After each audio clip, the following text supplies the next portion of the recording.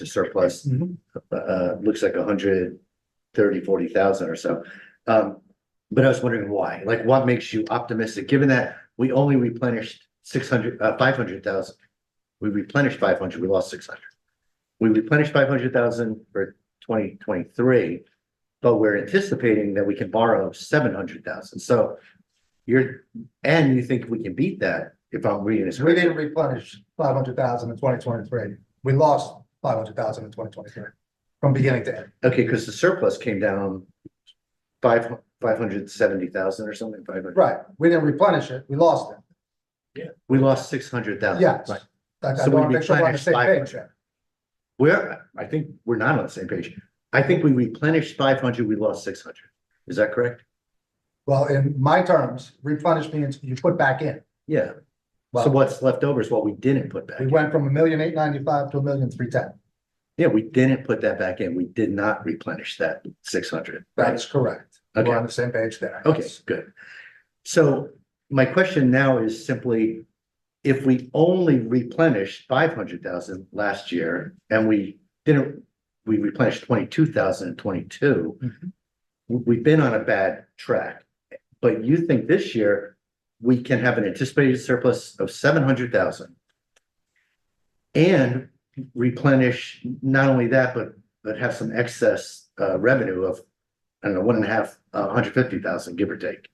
So my question really is, what's driving your optimism? How are you getting us from replenishing only 500,000 last year, 22,000 the year before? How are you getting us back up to 850,000 of replenishment? As I pointed out earlier, the $100,000 swing in the miscellaneous revenues because of the conservative approach we've taken should be realized. You lost $81,000 last year on what you anticipated. We're going this year with a more conservative approach to say, we're not putting money in that we know we're never going to realize. Okay, The second aspect here is the appropriation reserves.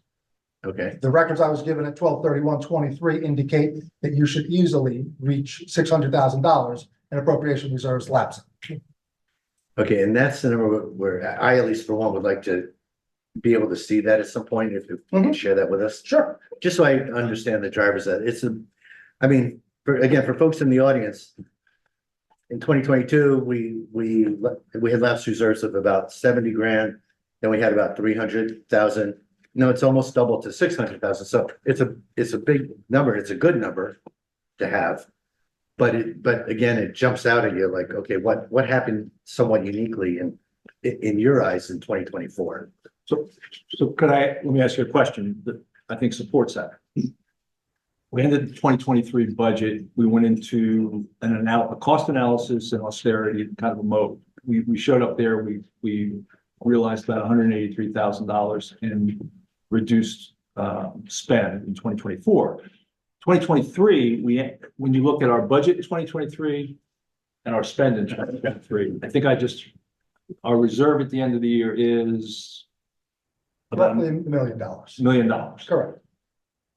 Given the austerity that we've had and what we've already encumbered for 2023, that million, I'm not saying $1 million, but that million shouldn't be eroded like significantly, I would think, based on what I'm seeing. Is that a reasonable assumption? That is the assumption I am making, correct. Okay. When we say another question, I've asked this question earlier. I don't necessarily have an answer yet, but the mayor references this austerity program, and that was provided back to me as a high-level description of something we've done to cut costs. I know, Mr. Mayor, you referenced it again on your brief presentation that it generated $183,000 reduction in costs. Correct. From that, staff reduction was 125,000. Also in the mayor's presentation, salary and wages, he sees as being reduced to 186,000. So I'm not sure, I guess, question number one, what's the difference? Staff versus salary and wages? Because they're two separate numbers. One was a reclass. We reclassed one of our code people to we reclassed him out because he's no longer in that. And I'm going to fracture this a little bit. The 125 is real reductions in either attrition. It's primarily attrition, the 125, realizable attrition that we've taken. Okay, the 125, so that's staff attrition. The 187,000 of salary and wage, what's that exactly? 125 of that's attrition, and then the balance, I think, is some reclasses. Is that? From part-time, from employees who were full-time, who have gone down to part-time. Right. I'm sorry, so is this, Mayor just said 125 of that is attrition, are we saying? What I say, Counting the number twice? no. When I'm saying attrition, I mean people that are no longer here, or we've saved money on those, they're not here and They we're left. right. So we're taking productivity gains, we're doing things differently. There is a portion that have gone full-time to part-time. I'm not including that in the attrition number. Okay, so the 186 number, I'm looking at the mayor's presentation. Ricky, I presume you might have helped them get some of the numbers pulled together. If not, if you don't know where these numbers have come from, then I'll let you off the hook, but I'm just curious. Because in general, my broader questions that the audience should know, I've been asking off and on for the last 2 weeks. A lot of my questions are focused on how do we get to the new salary and wage numbers for DPW for the police. And I'm not saying that our budget numbers are incorrect. They may well be correct, but I don't understand them.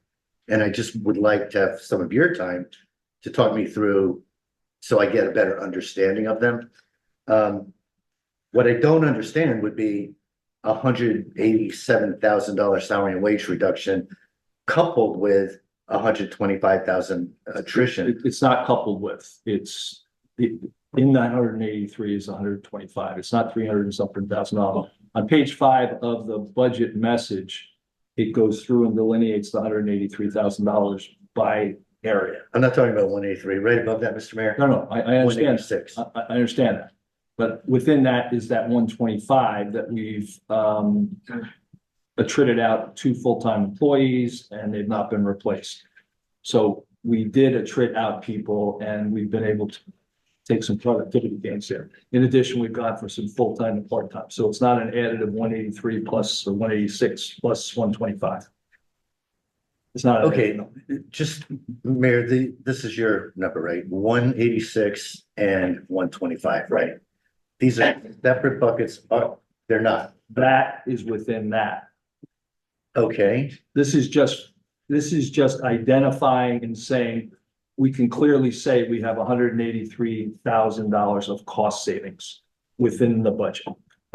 is this other expenses 58 part of that 125? Correct. Okay, so you just presented appropriations reductions and cost savings reductions. So you're saying of the total appropriations reduction. Right. I'm referencing this as a specific, I'm calling out cost reductions. Okay. Cost savings, because we were challenged at the end of last year's budget to look at cost reductions. So we did a lot of work, as you can see here, in that area and identified $183,000. Okay, so. Okay, so Ricky, let me go back to your numbers because these numbers are not particularly helpful for me personally. Page 2 of my document details the $186,000 line by line. Page 2 of which document, the one that you shared with us today? Well, you actually had this hasn't changed a lot from 2 weeks. Yeah, ago. yeah, no, well, and That has right there, each line item that changed for their $186,000. no, understood. Okay, And in fact, that's current fund. correct. Right. Because I looked at current fund, but I also looked at pre-allocations to the beach and the sewer. Because I was trying to understand what's happening with total salaries and wages. So pre-allocations, I didn't understand, and I've asked this question, and I know I've copied you on these emails. I don't know if you've seen or even if you've answered them yourself, but I've asked questions about the police. I've asked questions about DPW. And the answers I got, again, I'm not saying they're wrong. I just don't understand them. And people are not doing a particularly great job explaining them to me. So is that something, I've had no access to you until tonight, but is that something I can have A time? hard person to get to, trust me. All right, well, you are our CFO. And I've already shared with the mayor, I don't plan to vote in support of any introduction or ultimately adoption until I get some of your direct time, because my guess is you know all the answers.